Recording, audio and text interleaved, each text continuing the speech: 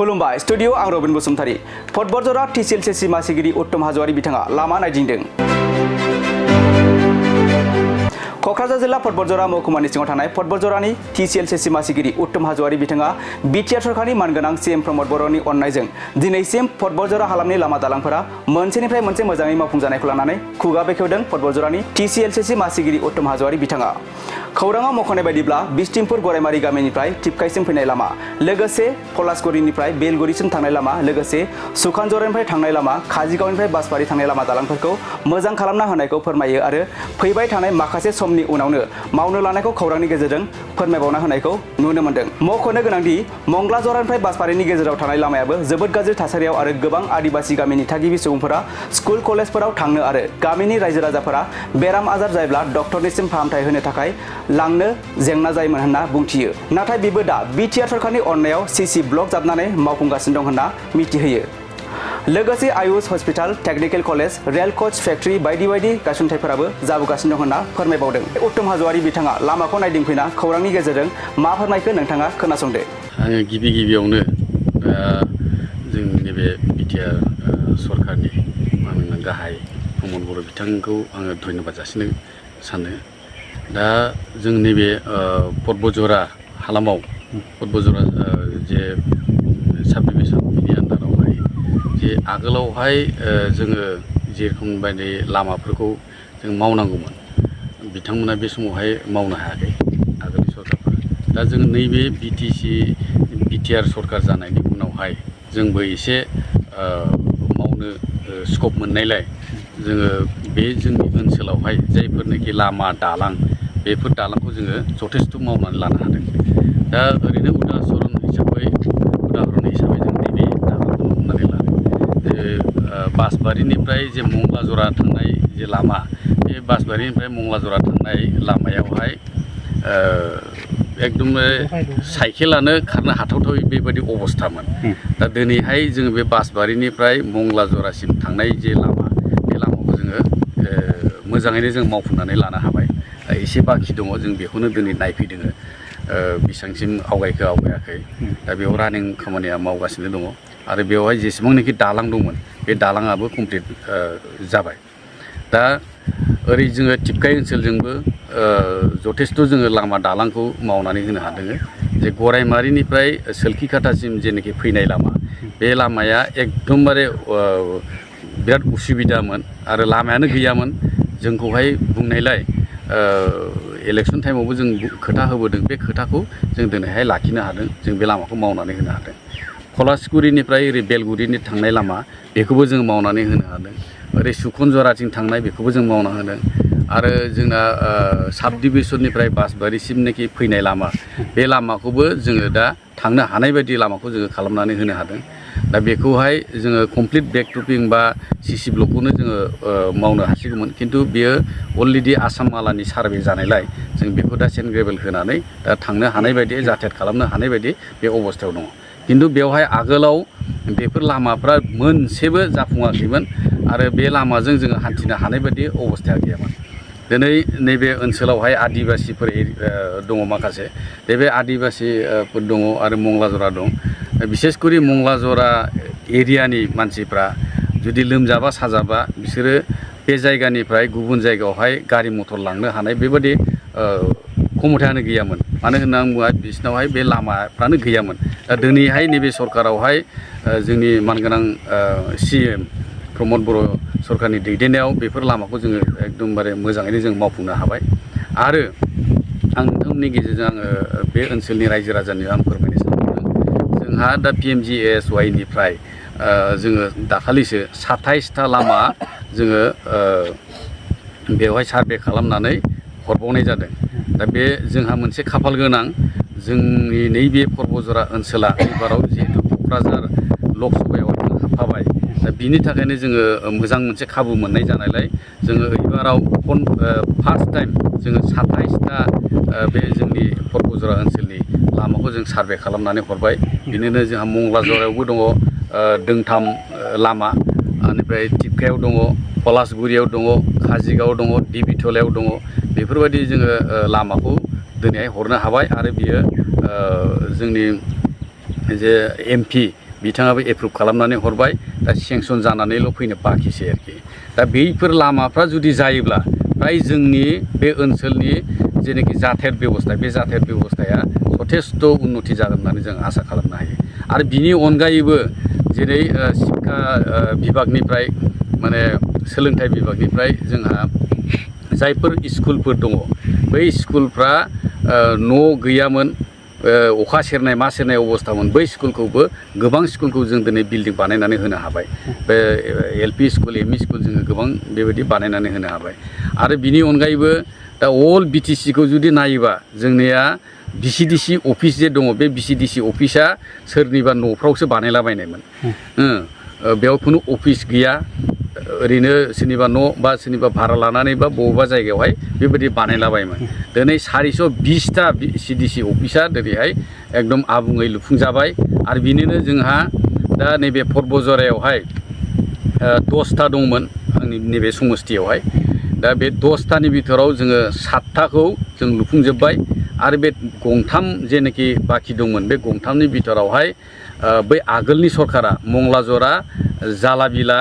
आरो टिपकाय दा टिपकायना खुनुरोखोम लुनानै होदों ओमफ्राय जालाबिला आरो मंलाजरा दिनैसिमबो बिथांमोना कमप्लिट खालामनानै होनो हायाखै बे बिसिडिसि अफिसखौ आरो बिनि अनगायैबो जोंनि बासबारि बिसिडिसिनि आन्डाराव गंसे स्कुल दङ खावाहागि राभा बस्तियावहाय बिथांमोना बे स्कुलखौ 2017आवनो खामानि मावदों खिन्थु दिनैसिमबो बे स्कुलखौ बिथांमोना दासिमाव लुफुंनानै होजोबनो हायाखै दा बै आगोलनि थांनाय सरकारफोरनि जेनाखि खामानिफोर बे खामानिफ्रा जों नुनायावहाय गासिबो आद्राजोब आरो माने कमप्लिटलि लुफुंजोबनानै होनायनि बेबस्थायानो गैया आरो दिनैहाय जोङो PMGSYनि न' बे न'खौबो जोङो खुनु पार्टि बासियालासेनो जेसेबां फैदों जेसेबांनाखि सार्भे जादों बेखौ जोङो टटेलि गासिबो जों खालामनानै होनो हाजोबदों दा नैबे जोंनि खिथुनावहाय खाथियावहाय जे आदिबासिफोर दङ बिथांनियावबो 90% मानसिफ्रा दिनै न' मोनजोब्बाय खालि गंथाम गंब्रैल' बाखि दंसै दा बेफोरबायदि जोङो गासिबो अलराउन्ड जेनाखि डेभेलपमेन्ट जानांगौ बे डेभेलपमेन्टखौ जोङो दा आबुङैनो जों मावफुंगासिनो दङ आरो बिनि अनगायैबो दा जोङो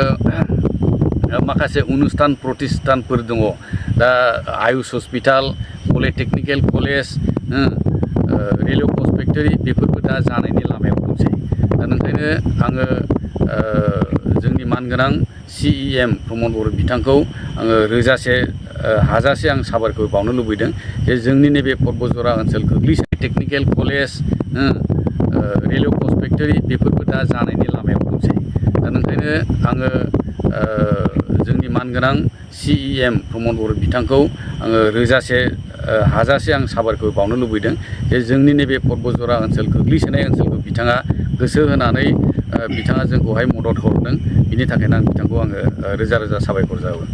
जासियो लास्ट कुइसन जे पर्बजरानि बासबारि ओनसोलाव मोनसे थार्मेल पावार प्रजेक्ट बे जौगाथायनि खामानिखौ लानानै माखासे मानसिफोरा राजनिति खालामदों आरो रायजो राजाफोरनि गोसोआव मोनसे गाज्रि सेन्टिमेन्ट सोनानै बेखौ दावराव दावसि खालामगासिनो दं बिनि मेन जितु दावराव खालामग्रा मानसिया सोर दा बेखौथ' जोङो नुदों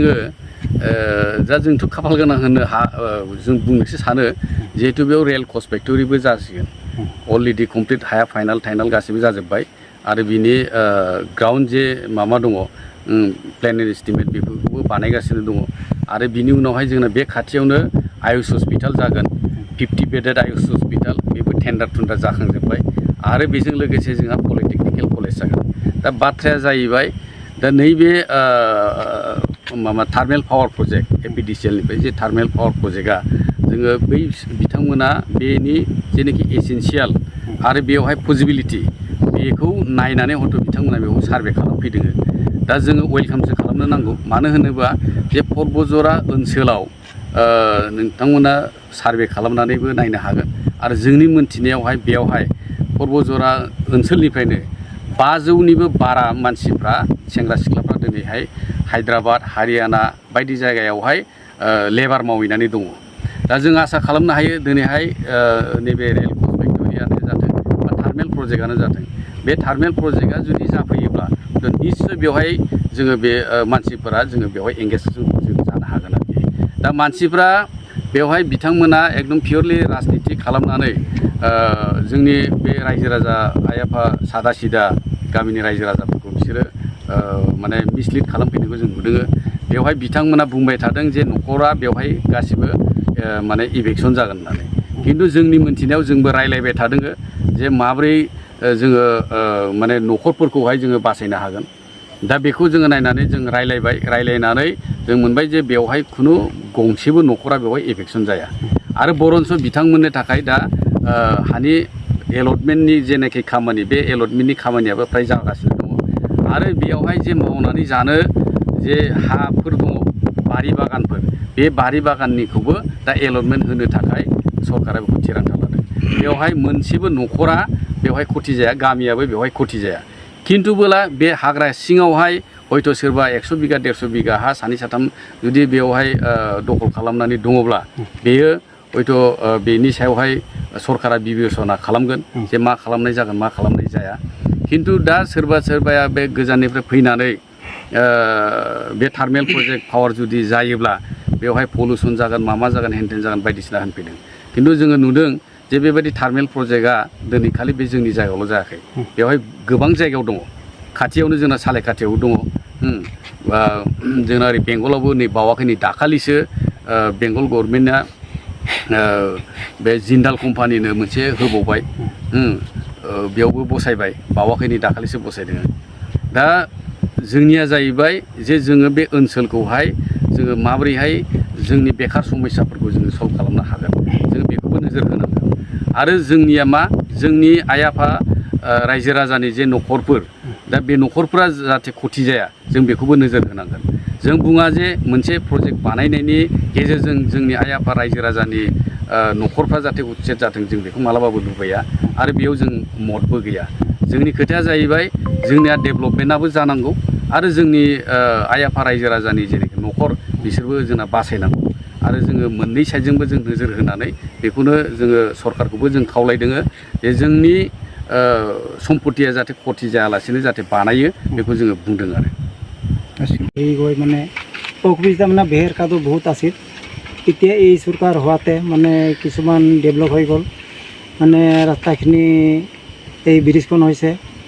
আৰু কিছুমান ৰাস্তাও মানে চিচি ব্লক হৈ গ'ল মূলাজৰা টু বাছবাৰী আৰু বেছিভাগ মোৰ প্ৰব্লেম আছে মোৰ স্কুললৈকে মোৰ ঘৰৰ যোৱালৈকে ৰাস্তাটো অলপ বেয়া আছে খুব কাদো বেৰ আছে স্কুল পঢ়া শুনা ল'ৰাবিলাক স্কুল যোৱা অসুবিধা হয়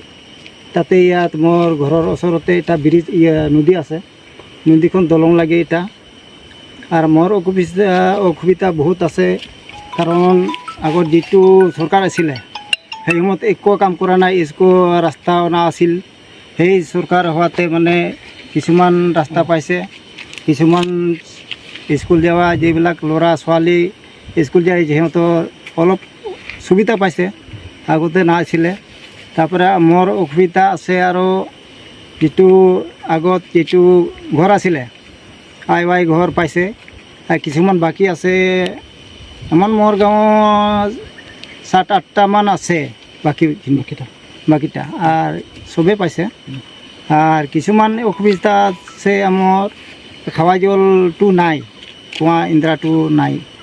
ওফালে মানে কিছুমান এনেকা মানুহ আছে কিছুমান ঘৰৰ